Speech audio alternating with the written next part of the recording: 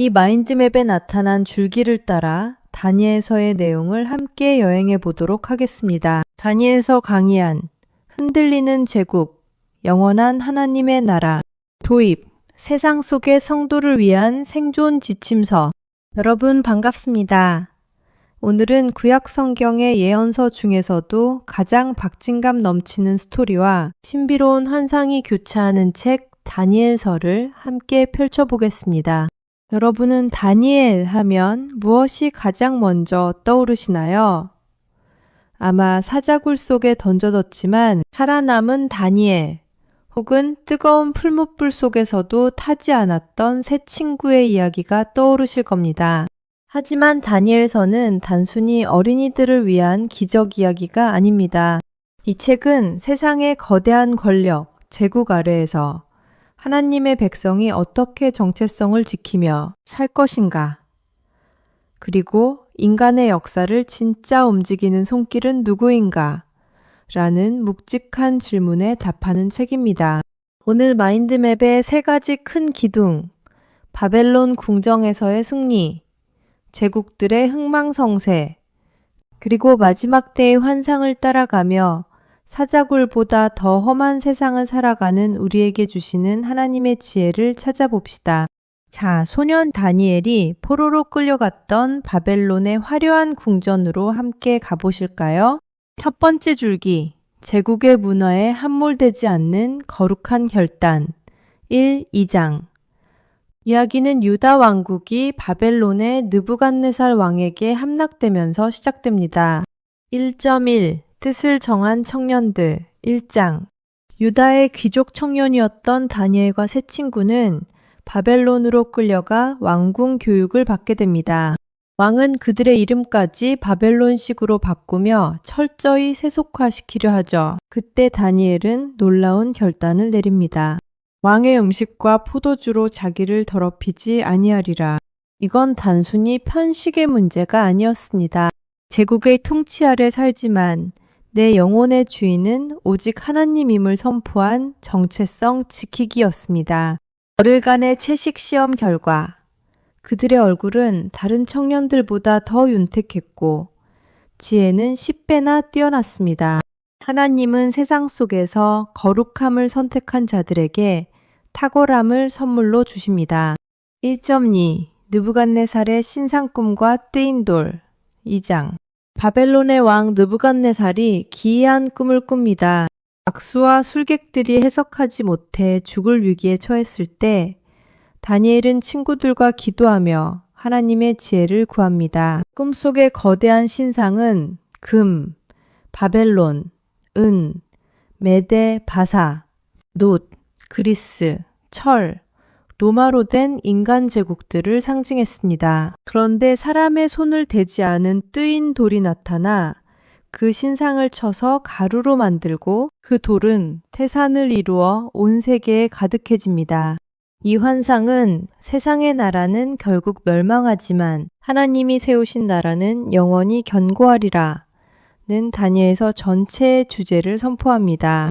두 번째 줄기, 불과 사자굴을 뚫고 나오는 신뢰의 능력 3, 4장.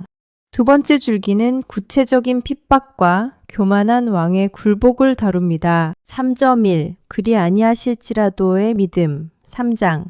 느부갓네살이 거대한 금신상을 세우고 모두에게 절하라고 명령합니다. 다니엘의 세 친구 사드락, 메삭, 아벳느고는 끝까지 거절하죠. 그들은 왕 앞에서 당당히 외칩니다.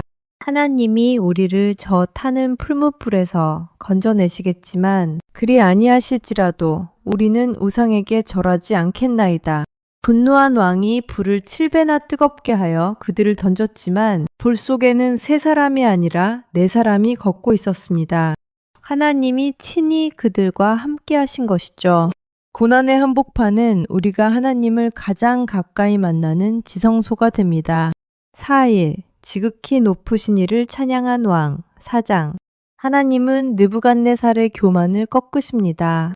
왕은 꿈의 예언대로 정신을 잃고 들짐승처럼 풀을 먹으며 살게 되죠. 7년이 지난 후 그가 하늘을 우러러 하나님의 주권을 인정했을 때 정신이 돌아오고 다시 보좌에 앉게 됩니다. 하나님은 교만한 자를 낮추시는 분임을 세상의 통치자에게 각인시킨 사건이었습니다.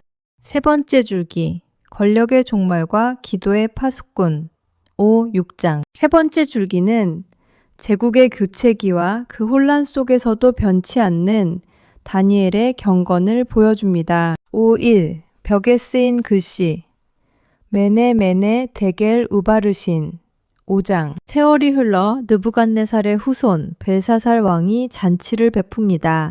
그는 예루살렘 성전의 기명들로 술을 마시며 우상을 찬양하는 오만을 떨죠. 그때 사람의 손가락이 나타나 벽에 글자를 씁니다. 다니엘은 해석합니다. 왕의 시대를 계산하여 내셨고 왕을 저울에 달아보니 부족함이 보였다는 심판의 선언이었습니다. 그날 밤 바벨론은 무너지고 메대 사람 다리오가 왕이 됩니다.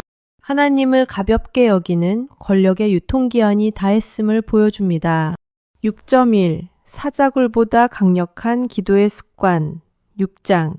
새 나라의 총리가 된 다니엘을 시기한 자들이 함정을 팝니다. 30일 동안 왕 외에 다른 이에게 기도하면 사자굴에 던지자는 법을 만들죠. 다니엘은 이 조서에 왕의 도장이 찍힌 것을 알고도 전에 하던 대로 하루 3번 예루살렘을 향해 창을 열고 기도합니다. 결국 사자굴에 던져졌지만 하나님은 천사를 보내 사자들의 입을 막으십니다. 다니엘의 기도는 위기 때만 찾는 비상구가 아니라 그의 삶을 지탱하는 영적 호흡이었습니다. 기도의 사람이 결국 제국을 이긴다는 통쾌한 승리의 기록입니다. 네 번째 줄기, 역사의 배후를 보여주는 환상들 7장에서 12장. 마지막 줄기는 다니엘서의 후반부로 선지자가 직접 본 묵시적 환상들입니다. 7.1. 내 짐승과 인자 같은 이 7, 8장. 다니엘은 바다에서 올라오는 내 짐승을 봅니다. 사자, 곰, 표범, 그리고 무시무시한 넷째 짐승. 이는 세상의 잔인한 권력들을 상징합니다. 하지만 환상의 끝에는 인자 같은 이가 구름을 타고 오셔서 영원한 통치권을 받으십니다. 세상은 괴물 같은 힘으로 우리를 위협하지만 결국 승리의 왕관은 예수 그리스도께 돌아감을 확증합니다. 9.1. 민족을 위한 중보와 11회 9장. 다니엘은 예레미야의 예언을 읽다가 포로 생활 70년이 다 되었음을 깨닫습니다. 그는 즉시 금식하며 동족의 죄를 자기 죄처럼 품고 눈물로 회개기도합니다. 그때 가브리엘 천사가 나타나 인류 역사의 최종 스케줄인 71회의 환상을 보여줍니다. 기도는 역사의 시간표를 앞당기고 하나님의 계획을 깨닫게 하는 통로입니다. 12장. 최후의 전쟁과 부활의 소망. 다니엘은 마지막으로 큰 전쟁의 환상을 봅니다. 세상 끝날에는 전무후무한 환란이 있겠지만 하나님의 백성은 보호받을 것입니다. 다니엘서의 마지막 권면은 오늘 우리에게도 유효합니다. 지혜 있는 자는 궁창의 빛과 같이 빛날 것이요. 많은 사람을 옳은 대로 돌아오게 한 자는 별과 같이 영원토록 빛나리라. 12장 3절. 환란의 시대를 이기는 유일한 길은 지혜로운 말씀의 파수꾼이 되는 것입니다. 결론. 오늘 우리 삶의 현장이 바벨론이라면 오늘 우리는 마인드맵의 구조를 따라 바벨론의 화려한 궁전부터 우주적인 마지막 환상까지 다니엘과 함께 걸어왔습니다. 다니엘서가 오늘 우리에게 던지는 메시지는 3가지입니다. 첫째, 뜻을 정한 인생이 되십시오. 세상의 문화가 여러분을 바벨론 이름으로 부르려 할 때 여러분 안에 새겨진 하나님의 이름을 기억하십시오. 거룩한 결단은 기적의 시작입니다. 둘째, 현실 너머의 보좌를 보십시오. 사자굴과 풀무불은 무섭지만 그보다 더 크신 하나님이 그 현장에 함께 계십니다. 그리 아니하실지라도의 믿음이 세상을 이깁니다. 셋째, 기도의 무릎으로 역사를 사십시오. 다니엘은 기도로 제국을 통과했고 기도로 역사의 비밀을 풀었습니다. 여러분의 골방 기도가 여러분의 일터와 가정을 지키는 가장 강력한 전략입니다. 여러분의 일상은 지금 어떤 제국 아래 있나요? 혹시 사방이 막힌 사자굴 속에 있다고 느끼시나요? 이 마인드맵의 구조를 가슴에 새기십시오. 세상의 나라는 금방 지나가지만 우리가 믿는 하나님의 나라는 영원합니다. 다니엘처럼 끝까지 신실하게 여러분의 삶의 자리에서 영원히 빛나는 별과 같은 성도님들이 되시기를 축복합니다. 경청해 주셔서 감사합니다.